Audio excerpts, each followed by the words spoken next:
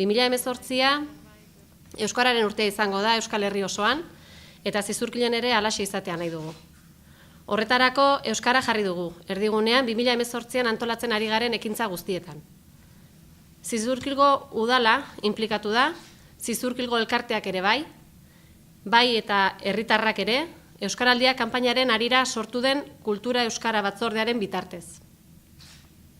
Horiei guzti erakusleio izateko herriko ostalari eta merkatarengana jotzea erabaki gendun. Eurak baitira herriko bizitzaren aurpegi agerikoenak. Azpimarratzekoa da oso harrera ona jaso dugula bai merkatarien eta ostalarien aldetik. Aipatu behar dugu herriko 13 merkataritza establizimenduk eta 11 tabernak azaldu dutela kanpaina honetan parte hartzeko prestotasuna, eta herritarrak gonbidatzen zaituztegu ere bai apustu sendo horri maila bereko erantzuna ematen. Tabernari eta ostalarin kasun adostu genuen Euskal Pintxopote eguna antolatu zartuko genula parte Euskaraldia kanpainan. Egun horretan pintxopotean euskal musika jartzeaz gain, Euskaraldia kanpainaren publizitatea jarriko dugu begi bistan, jendea jakiteko Euskal Pintxopote eguna dela eta gonbidatzeko euskara erabiltzea. Honetaz gain, animatzeen tabernarik Euskal Pintxoa prestatzeko aukera izango dute. Zizurkil bera idagokionez, ekainaren 6an, hau da, asteazkenean emango zaio hasiera, eta hortikan aurrea hilabeteko lehenengo asteazkenean izango da Euskal Pintxopote eguna. Eta Zizurkilgoian berriz, orain arte ez da egon oitureikan pintxopote egiteko, baina ekimenean parte hartzea pentsatu dugu eta ekainan 8tikan aurrea emango zaio hasiera. Gero uztailean da abuztuan eten bat egingoa, eta irailetikan aurrea lehenengo ostirala izangoa Euskal Pintxopote eguna, Zizurkilgo taberna eta jatetxetan.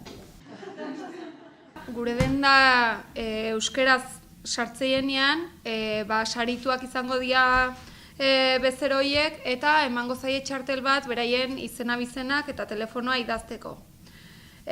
Horrekin ingo duguna da, euskeraren aste honetan, 11-tik 15 izangoan ekainean, zozketa bat ingo dugu eta zozketa hortan sarituko ditugunak izango dira tabernetako txartelak pintxopoteako, eta kafetegin kasun izango litzateke gosari bat, eta eroskin kasun izango zen erosketa txartel bat.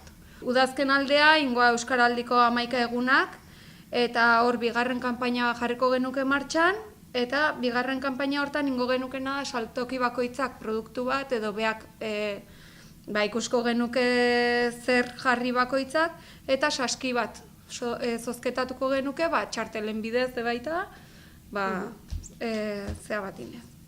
Eta horren helburua da, aldik eta jende gehienak euskeraz hitz egitea. Euskeraz hitz egitea, bai gure aldetik hande bai, askotan, ite duna da erdera jun oso errex. Orduan, jende asko dago, bai umek txiki dazkana, guain aste dianak euskeraz pixkat hitz egiten, baino lotxa emateiona.